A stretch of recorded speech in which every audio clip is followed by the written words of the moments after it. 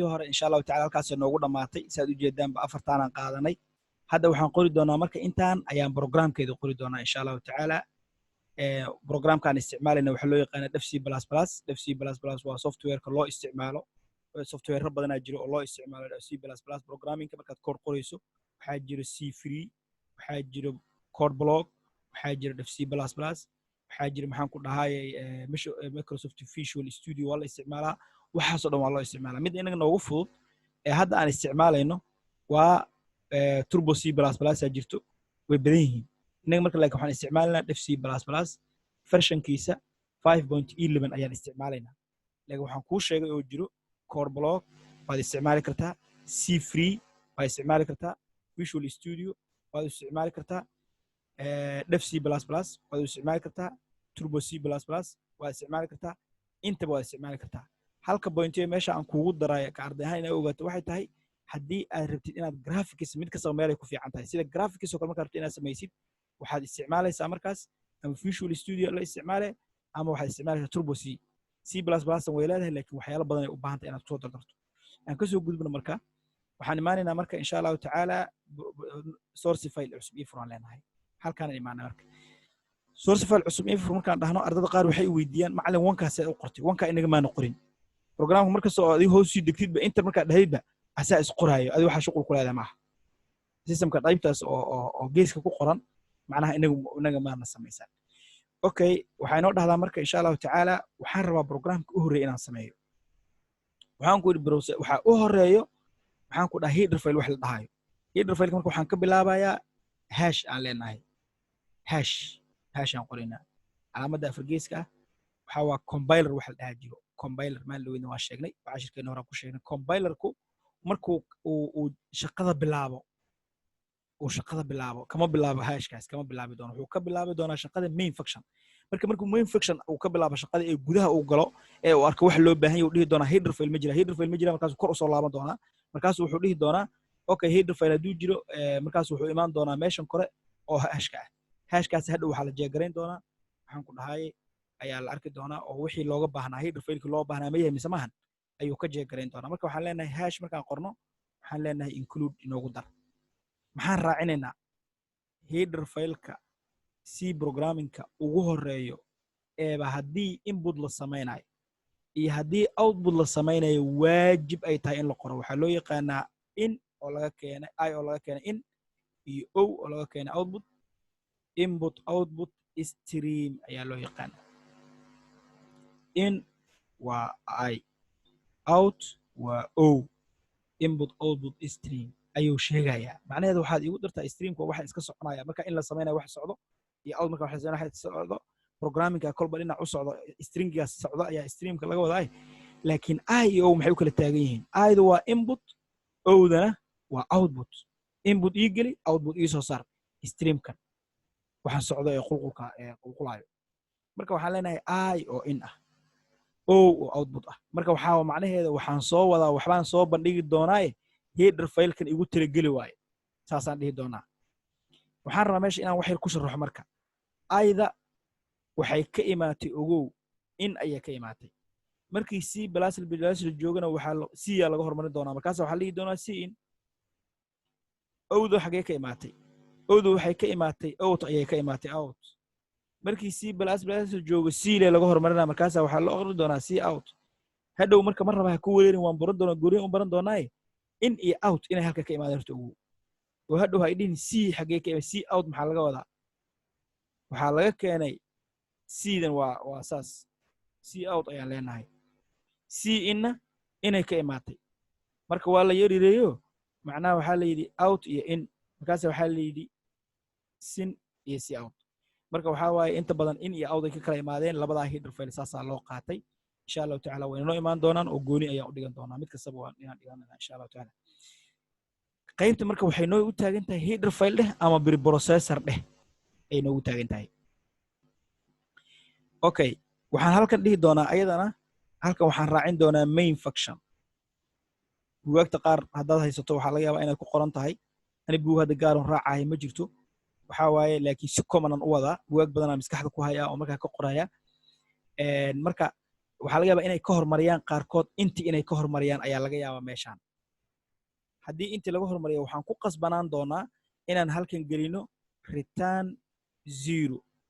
oo semicolon raaciyo haddaad intidaa iska daysidna return 0 aad dayn kartaa haddaad inti raacisidna return 0 ha ka tegin saas ula soco marka hadda waan isaga daynaynaa intiga maxaa laga wadaa main functionka aan si kooban u qoro tan aan ka tago marka aan dib mariyo leanno waxyaalo oo mararka qaar laga maarmi kara waaye main functionka bisaan ka bilaabaa main function markaan dhahno programyada qaar meelaha qaarkood oo kaleeto ama environmentalada qaar ama editorska qaar inay kaa diidaan laga yaabaa laakiin anaga saas ka noogu shaqaynaa waana ku tusi doonaa waxaan rabaa inaan marka soo bandhigno hello c++ inaan soo bandhigno programka u horeeyaan qorinaya insha allahu tacaala maanta marka waxaan leenahay iisoo bandhig maxaan soo bandhignaa waxaan leenahay waxaad noo soo bandhigtaa hello c++ intaasaan qornay intan maxay ka micno tahay waxaan halka ku qornay main functionkii hadda aan soo sharaxaynay ee programka midka ugu weyn ah halna ogow cashirkana aan kuugu dhaxwada real life-ke waxaa waa sida real life-ka ayna suurtagal u ahayn inay guri laba nin ka madax wada taliyaan waddan ay laba madaxweyne lahaato qof uu laba madax amar ilaahay lahaado ayna suurtagal u ahayn maana arkin qof laba madax la kulley maana maqline ayayna suurtagal u ahayn in ay hal koor uu yeesho laba main qaacidadaa qabso waa wax impossible ah inay hal meel ka wada taliyaan laba madaxweyne ilaahay qur'aankiisa sunnatullahi fi khalqihi waay marka low kaana fiihima aalihataani lafasadata waay laba meel haddii macnaha qof kasta waxaa waaye waa murna ka dhacayo saas darteed ayayna suurtagal ahayn programmingkeenna in ay laba main yeesho laba function ma soo geli karto main hal xabal ee laga helaa rabaa saas darteed marka waxaa waaye main functionku waa halkaas c out marka waxaan leenahay c waa out waan sheegnay waa soo bandhig c-na waa meeshaan joogno oo c out iska leh halka marka waxaa loo yaqaanaa insertion operators alla kuwaan insertion operatorsku waxbay gelinayaan halkan oo kaleeto marka waxaa waaye waxbaan soo bandhigi doonaa wax la soo bandhigi doonaa inta la gelinaa calaamadahaas waxaa loo yaqaanaa quotation double quotation al dhahaa ayadoo halaa jirto oo xarfaha loo isticmaala iyadoo laba ah double quotation loo yaqaanaa waxa gudaha ku jirna stringiga la dhahaa ogow marka maxaa loo isticmaalaa double quotationkan waxaa waaye stringigan sidiisa igu soo bandhig wax kasta oo la geliyo sawir qoraal text xarfo tiro waxaad gelisidba sidaa igu soo bandhig waaye double quotation la kuwaas marka kan waa messagekan soo bandhigi lahayn waaye marka messageka la soo bandhigayo haddaan programka marka hadda ran u dirno marka hadda waxaan kuu sheegay hadday statement waxaan kuu sheegay preprocessor waa intaan main functionkii waa kana kan waxaa loo yaqaanaa kana maxaan ku dhahayay waxaa loo yaqaanaa semicolon wuxuu noqonaa statement uu noqonaa saddexdii qaabidba waan haystaa hadda marka saddexda qaabid hadda ma haysta maxay tahay waxaa la dhahaa meeshan waa statementigii waa main functionkii waa preprocessorkii inta aan ka soo qaata marka aan hordhigo mid kastaba intaan hordhigin ayaa waxaan ku sii baraa waxa la dhahayo commentigu maxay tahay labada calaamadood wixii laga hormariyo comment ayaa loo yaqaana ma shaqayn doono waay macnaha compilerku hadhow ma arki doono oo ma fuli doonto halkaa marka preprocessor ala qaybtaas marka labada calaamadood double slashkaas waxaa loo yaqaanaa macnaheeda waa preprocessor main functionkii waa tan ayadana waxaa loo yaqaanaa comment ayaan dhahaynaa halkaa markaa imaano halkana waxaan leenahay main function ayaa halka noo yaala ayadana halka markaa imaatid kana wuxuu noqonayaa statementiga aawe haddaa dhahdid waa kana statementigii kana wuxuu ii noqonayaa statementii noo noqonaya okay marka waxaan halkan ku haysanaa statements ama statementi hadda hal statementi bes aan ku haystaa macnuu markay bataan ay statements noqonayaan halkan waxaan ku haystaa main functionkii halkan waxaan ku haystaa preprocessor calaamadahaas hadda haddaan ka bixino kalarku isbedelaa saas fiiri boldigaasay noqonay laakiin marka labada calaamadood gelino waa idle ma shaqaynayso preprocessor kuma arki doono waay waxaa la geliyaa wixii la rabo inuusan preprocessorku fulinin uusan arkin okay intaa markaan qornay marka oo inta aan sameynay programkeenu intii aan ku baray hadda waa haysataa qayb ka mid ah waxaa waajiba marka hal arrinaa jirta marka waxaa jirta waxa la dhahaa standard hadda macnaha kan standard waaye horta input outputna waa standard laakiin isma fahmi karaan waxaan u baahannahay marka inaan gelino line wax conjunction aan u baahannahay inaan samayno oo macnaheeda kan preprocessor-kan macnaha statementigan iyo header file-kan maxay isku fahmi doonaan yaa translation isfahansiin doona inay dhahdo inaan isfahno waayo lano automatically compilerka intuu kan arka kan ma arki karo waxaa jira hal line on meeshan gelin doono oo la isticmaalo laba wadaba waa loo geliyaa dhowr wadaba aan dhihin laba wadaba waa loo geliyaa inaan dhahno meeshan aan ku qorno using bugaagta qaarnaad ku aragto waa laga yaabaa inaan halkan ku qorno dhahno using c out aan dhahno using std dash intaan raacino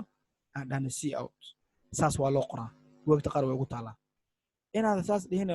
maxaan ku dhahay calaamadan waxaa loo yaqaanaa maxaan ku dhahay waxaa loo yaqaanaa waxay resolution ay dhahaysaa macnaa resolution aan dhahaa waxay isku xiraysaa standardkan iyo c outkan isku ka xiraysaa marka hadda anaga kan isticmaali ilaano haddaan kan isticmaalo mar kastoon c out ama c in ama aan qorayo ama endline aan qorayno waa inaan ka hormarino maadaama wax badan ay waqti badan iga qaadanayso waan iska yareeyaa inta badan ana casharadii dhan waxaan qaadan doonaa using name space standard linekaas bisaan qoran doonaa kan hadda wuxuu dhacay meeshii global declarationkii u dhacaa marka using name space std waxaan ka rabnaa anagoo isticmaalayna standardkan haddaan ka tagno isma fahmi doonaan linekan iyo linekan isma fahmi doonaan wax natiijo aan ma heli doono laakiin markaan isku xirno markaan labadan isku xirano ay labadan isu keen fahmaan waa easy way isqaadan doonaan markaas fiiri waan save garayna programka marka hore intaana compile dhihin filekeena waa inaan save garayno meelahana compile laga dhaha halkan compile waa ka dhigi kartaa halkan compile halkan run waaye programkeena isagoon la compile garaynin run lama dhigi karo labada process waa waajib inuu compile maro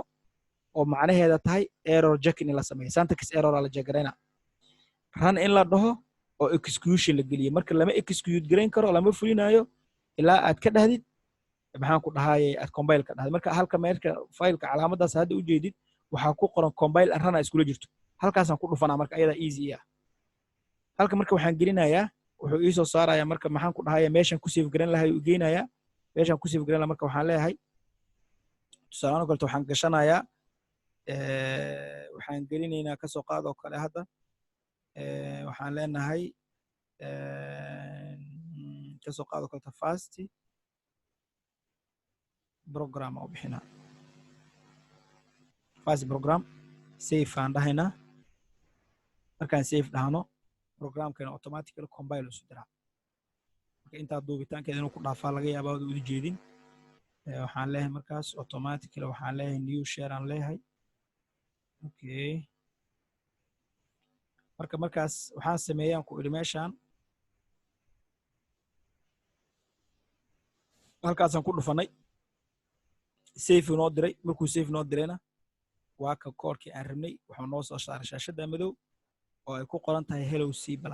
ayaa noo soo baxday koorkeena wuxuu ka kooban yahay afartii baarti aan sheegnay waa programkii ugu horreeyey ee ay leedahay c++ program waxaan ku sheegnay meeshaan inuu programkeenu ka kooban yahay haddaan kana kuugu daro global declarationka noo soo qaba asagana oo asagana noqonaya global declarationka ku darso oo kan leano locationka uu dhacay iyo meesha waxa yaallo ayaa waxay keenayaan inuu noqdo global declaration intaana sameeysan marka waxaan leenahay c++ waatan intaas ay noqotay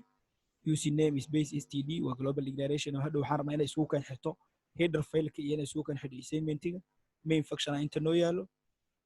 c out inta noo taalo statement-igana halka noo yaalo easy waa markaas sahal waa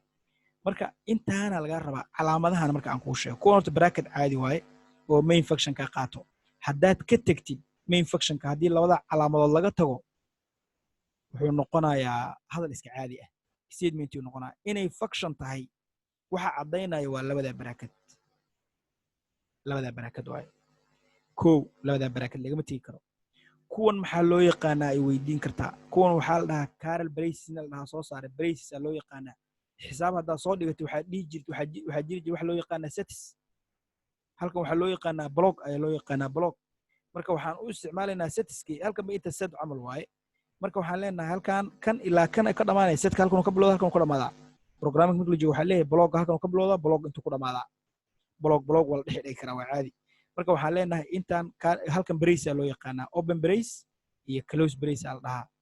ninkii soo saaro loogu macdaray marka macnaheedu programkan halkan ka bilowda halkan ku xirmaa waay